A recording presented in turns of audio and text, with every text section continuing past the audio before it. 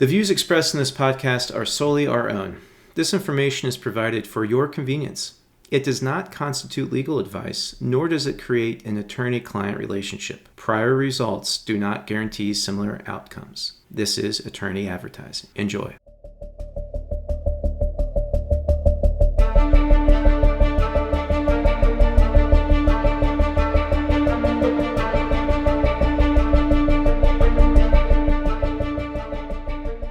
Hi, welcome to Red Flags Rising. My name is Mike Huneke. I'm a partner at Morgan, Lewis & Bockius LLP in the International Trade and National Security Practice. With me, as always, is my good friend, Brent Carlson, founder, architect, and chief solutions officer of Red Flags Rising Solutions, LLC. Brent, it is 2026, specifically January 14th, 2026, 10:45 p.m. U.S. Eastern Time. How are you doing today? Excellent, Mike. We're off to a really wild start for 2026, and I'm glad to discuss some of the issues of the day. We said a few times in 2025 that there was no shortage of things to discuss already in the first 2 weeks of 2026. There is also a lot to discuss. The chaos that we saw in 2025 is continuing. The need for people to work with colleagues, work with stakeholders within their companies, if you're in the in-house trade compliance department, is only increasing, especially as new events bring potential new opportunities that obviously carry a lot of risk of all kinds for people who may want to take advantage of them. 2026 is off to a really wild start. We've got a lot more ahead, definitely. It was right to timestamp this thing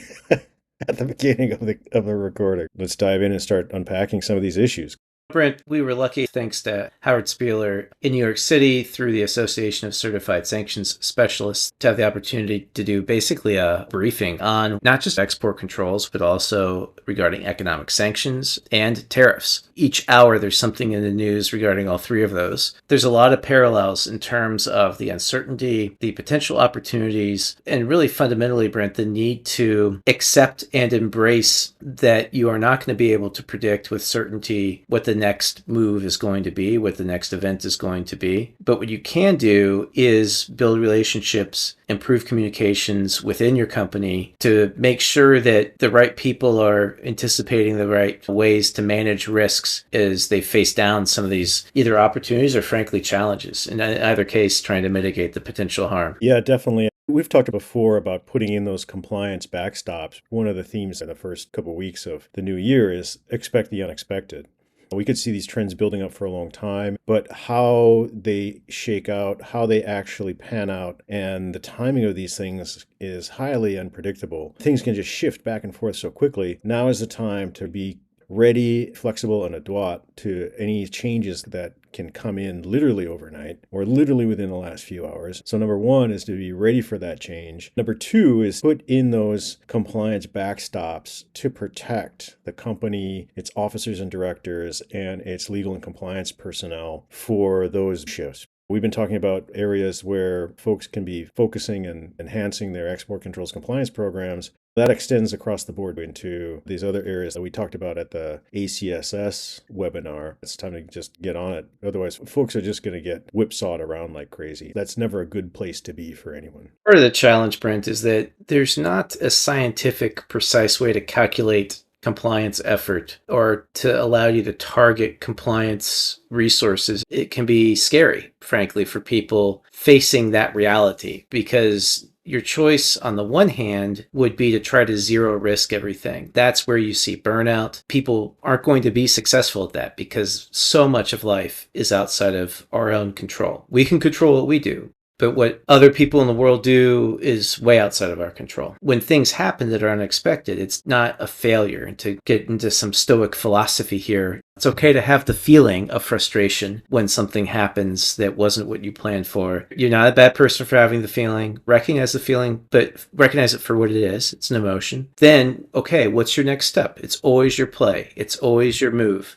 As Mo Bunnell of the Bunnell Idea Group says, that mindset, that mentality, that ability to bounce back, that resiliency helps you just get up the next day and keep moving forward to do the best you can, to work with your colleagues, work with your teams, work with your friends, to figure out the best way to chart a course through the uncertainty. It is a great way of thinking. Highly recommend his book, Give to Grow. I'll put it in the show notes.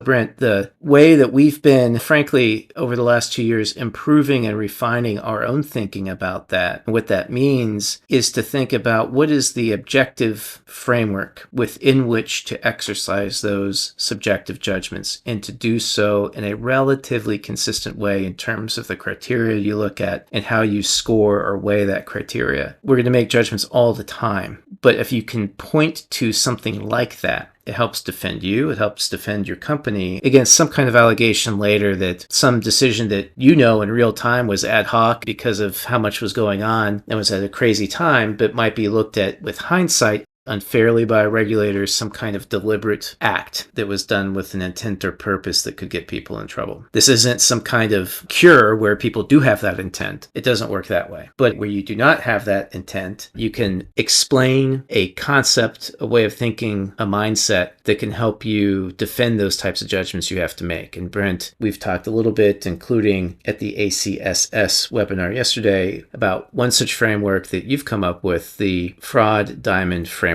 We've covered it on a past episode, but people had the holidays, maybe a little too much eggnog. It might be worth refreshing them on that and your current thinking about its application. Yeah, absolutely. It's a innovative twist on the classic fraud triangle. So this is something I developed over the years just based upon my experience of being in either adversarial situations or forward-looking situations like a due diligence or risk assessment scenario where you don't have access to full information that you would have in the form of an admission. So just to refresh folks on the classic fraud triangle, this has been a key construct in the anti-fraud profession for decades. It came out of a study that was done in the 1950s by a famous criminologist. He was interviewing convicted embezzlers in prison. He came up with 3 points, that's why it's the triangle. You had these factors present when there was fraud. One is pressure, so there's pressure to commit the act. 2, opportunity, there's the opportunity to do the act. And number 3, there's rationalization. It's like, why did they do it? You had these guys that were sitting in prison, they had all the time in the world to rationalize. And when we're out there in the business world, we are in adversarial situations or due diligence situations where the other side, if they want to not be fully compliant or if they're just plain old bad actors, they're not going to tell you that that's their intention. They're not going to give you that full picture. So what's the fraud diamond framework then? And how does it build upon the classic fraud triangles? It has 4 points. That's why we're calling it the diamond. Number 1 starts with pressure. Everything starts with pressure. In one sense, in today's world, it's kind of laughable. You say, yeah, pressure. Yeah, well, okay, tell me a job that doesn't have pressure. But the key thing to look at is what has changed within the context of the business. That's the thing to look at. Number 2 is the opportunity. Do they have the opportunity to provide material misrepresentations as part of this deal? Then number 3 is what's different now. So we take out rationalization because they're not going to rationalize anything. They're not going to admit to anything if you're dealing with a bad actor trying to pull one over on you. So number 3 is something too good to be true, just too good to be true, that comes at a critical time. Something where it's not theoretically impossible for the business. I mean, miracles do happen, but take a look at those miracles that tend to happen at a critical time. Like when a piece of business was shifting or could have been lost, or something was dependent upon a certain transaction or deal. The 4th element is some signs of concealment. If there are any sort of indications or signals where you're not getting the full information or somebody's trying to not be fully transparent, not be fully communicative, trying to shift responsibility, something just doesn't smell right, that would be a sign of concealment. Now, any individual fact by itself may not tell you a whole lot. But when you take everything together in aggregate with this fraud diamond framework, it can shed some pretty good light on what may be some high-risk transactions and ones where you really need to sort of spend that precious time and resources for the compliance function to protect the company, its officers and directors, and the legal and compliance personnel. Great way of thinking about it, Brent. You mentioned that just looking at one particular data point might not really be enough, and the framework helps you think about where else you might want to look, essentially to stress test, kick the tires on whatever data point you're looking at, whether that data point is an allegation or a report of misconduct. Global trade is fluid, it's dynamic. You need to look at how things have changed over time, why they've changed over time, especially when the change is meaningful and the time is significant. I think a lot of people who start out in any kind of compliance role, in any regulatory scheme, whatever their area of responsibility is. Over time, they develop judgment, and that's usually attributed to experience. But what they're really developing is data points. They're really developing a history from which they can infer whether what they're looking at today seems normal or not. Some of our listeners probably have decades of experience in a much, much shorter period of time, especially in the last couple of years. It's useful because, it's hard when you go to stakeholders, when you go to boards, management, and you're trying to justify what you're doing or trying to explain why what you've done protects the company and how, because I felt like it or because it feels right based on my experience. That's a hard sell, especially if there may be some hostile people or skeptical people to whom you're trying to make that point. But where you can show a framework and show a consistent application of it, it changes the dynamic a bit, in my experience. Brent, one of the biggest challenges we've talked with many people about is on the front end. If you're a trade compliance officer, let's say you've just started, you're welcomed to your new job by someone who says, great, we have 10,000 transactions. And you're like, oh, over a decade? They're like, no, that was yesterday. How do you see the Fraud Diamond framework, Brent, helping someone staring down a torrent of data where they need to triage and to defend those triages in terms of where they look and how hard they look? Yeah, absolutely. You already touched upon the answer to that. What has changed? What's changed in the business? This goes back to another fundamental principle, a basic principle for any compliance professionals out there. Know the company's business and talk with folks across different functional areas. That'll help you get a sense of what is driving the business, what's changed, what are those new and additional pressures. That's where you start. There's a classic Chinese saying, a journey of 1,000 miles begins with a single step. You have to take that single step, but you make it in a right and strategic direction. If I look across the portfolio of products that I'm selling, what have been the higher risk items for diversion or evasion? You can see what those are going to be, those products that either got a restriction put on them at some recent time in the past, or you were selling to a customer that got put on the entity list at some recent time in the past. Look what happened around those incidents. That's where you start. Apply that framework there, and that will give you a golden thread to pull upon to really help kick the tires of the compliance program and make sure that it has the integrity that it needs to put those protective backstops in for today's world of uncertainty and accelerating change.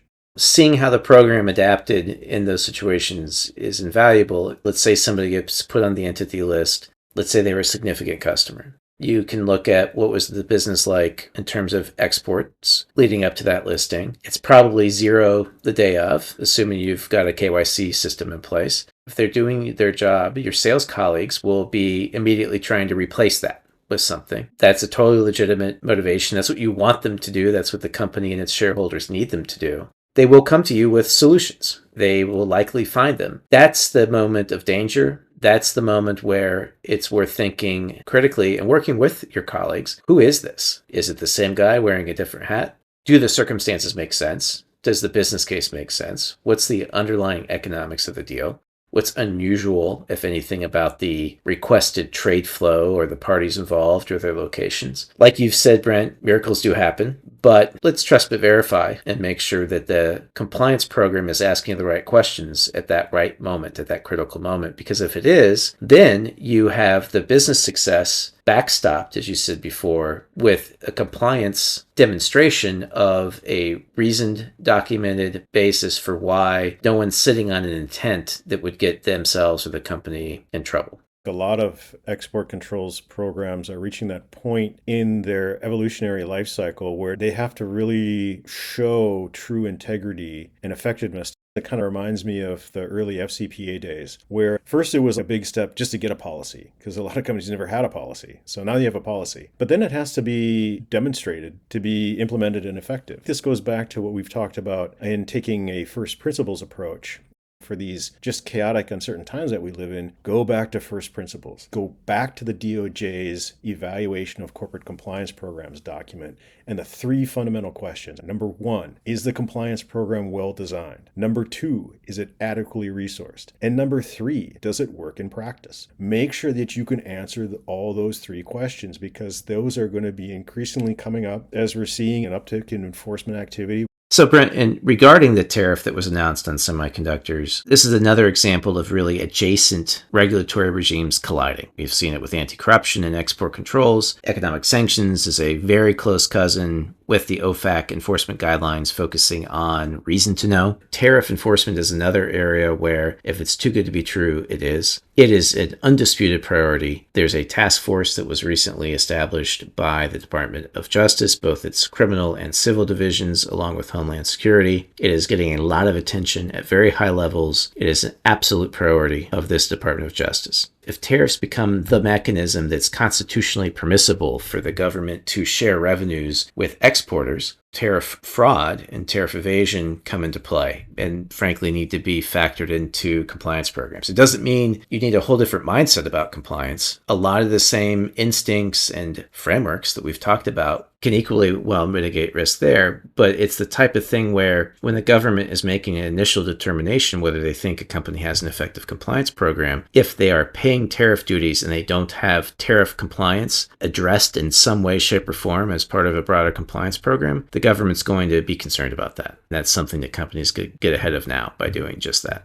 Brent, the sanctions enforcement actions that came out towards the end of the year are significant to trade compliance professionals more broadly, even those who aren't necessarily dealing with sanctions in their day-to-day jobs. It was a very deliberate focus on gatekeepers and in particular lawyers. In the Office of Foreign Assets Control Enforcement space, a key part of the risk analysis is the so-called 50% rule. We've talked about the export controls affiliates rule, which really grew out of a thesis that perhaps the same type of rule would be effective in export controls, where if you have a listed entity, anything that's an affiliate of it in which it has 50% or more ownership, and as we talked about, perhaps asterisk indicia of control, would be captured by the same restriction. In the context of sanctions, the way that rule works is if you're looking at a corporate group and there's a part of that group that is sanctioned, typically what happens is that the sanction flows down to entities in which that sanctioned entity owns 50% or more. These enforcement actions that came out in December were really interesting. In one of them, the company was fined more than $11 million because it got legal advice that the 50% rule meant that an oligarch's property interest in an offshore trust that seemed to be less than that threshold did not preclude the continued servicing of that trust. OFAC went out of its way not only to fine the company for continuing to essentially do business with that trust, but also to highlight, well, the 50% rule is just a rule of thumb, basically. Where you have reason to know because of continued dealings with the same intermediaries who, previous to the designation of the sanctioned person, were the people dealing with the sanctioned person's business and managing the sanctioned person's asset. The 50% rule doesn't absolve you of that knowledge that you already have. Similarly, there was a case this summer where there was a maximum penalty of more than $215 million imposed against a fund for essentially the same type of over-reliance on the 50% rule. In both cases, lawyers were consulted and legal advice was given. In neither case did the legal advice factor in all the relevant facts, nor did it really adequately caution against continuing to do business where there was clearly a reason to know of an ongoing property interest by the sanctioned person. Those two decisions really then culminated with a third decision in late December against an individual, and not just any individual, but an individual who is an attorney and is a former government official. When you read through the enforcement action, there's multiple indicia that OFAC believed that clearly this person should have known better. There were multiple legal opinions sought, according to the enforcement release. Again, there was reliance on an opinion that allowed the person to continue working with the entity involved, but OFAC was clearly not convinced that the person did not have a reason to know, again, that the sanctioned individual was still behind everything, still dealing with people who had previously managed that person's assets. This individual had to pay a fine of $1 million to resolve these purported violations of the sanctions program. We've talked before about the need to be very cautious when you're relying on legal opinions to take a little bit more risk than you might otherwise. Be very careful about the caveats. Be very careful about the footnotes. Speaking as a lawyer, there's a reason why lawyers put those in there. It's because the advice is in some way qualified. Legal advice often includes an annex or an attachment that lists the documents that were provided to the lawyer. What happens then if you try to rely on that legal advice and it turns out you did not provide all the information to the lawyer? You've gotten no value out of that opinion. Look, both you and I are service providers, and people who are sophisticated consumers of advice have every entitlement to give feedback to their advisors, to change advisors, to form views about the value of the advice that they're getting. But you have to be very mindful of avoiding that becoming something that slides into opinion shopping or essentially manipulating a legal opinion to allow you to do something that, with hindsight, in these cases, the government was like, come on, you had reason to know that this was still prohibited. Brent, it comes back to this idea that I think is important when you're dealing with any law that has a basis in national security. It is not the national security objective of any country to reward people with the best consultants, lawyers, accountants, whatever it might be. It is the national security objective to stop the conduct that is violating or is undermining those national security objectives. The sophisticated advice and the smart advice is how to continue to do business in an exciting way, in a profitable way, while minding those legal limitations, not just ignoring them, not just working around them. Because, Brent, what do you say about loopholes? They can be liability pitfalls. Absolutely. We are now at the first managing up of 2026. How are you going to ring in the new year? Look, 2026 is already off to a wild start, so buckle up. It's going to be a wild year. So the managing up phrase for today comes from a Chinese saying, 有备无患. So with preparation, there is no calamity. I'm going to modify that just a little bit to say, with preparation, there is less calamity. It's going to be really hard to zero risk everything, but at least you won't get blindsided by whatever tsunami of events could be occurring right around the corner or throughout this year. So with preparation comes less calamity. Don't rely on these old assumptions on how things worked in the past. Don't think about old technicalities or perceived technicalities or loopholes in the regulations. These are going to be liability pitfalls. Put in these compliance protective backstops now. You will thank yourself, you'll sleep better, and at the end of the day, you'll end up protecting the company, its officers and directors, and its legal compliance folks, and preserving shareholder value in a much better and more effective way. As always, Brent, very well said. You and I have talked and thought a lot and talked with many others about how to navigate slightly chaotic times.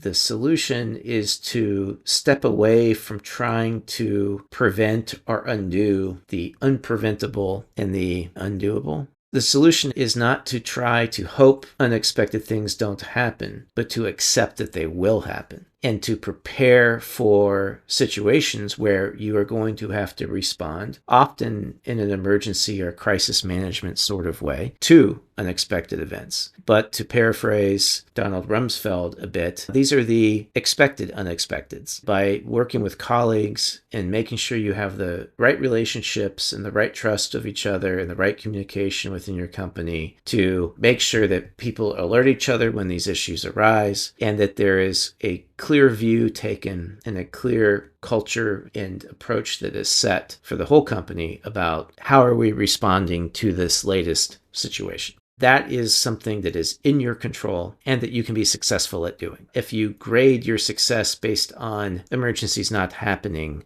you will always be disappointed. Find your own chicken soup for the soul. The answers are out there. Exactly. Well, Brent, that concludes this first of 2026 episode of Red Flags Rising. Be well. Thanks, Mike. Be well. And to everyone else out there, be well.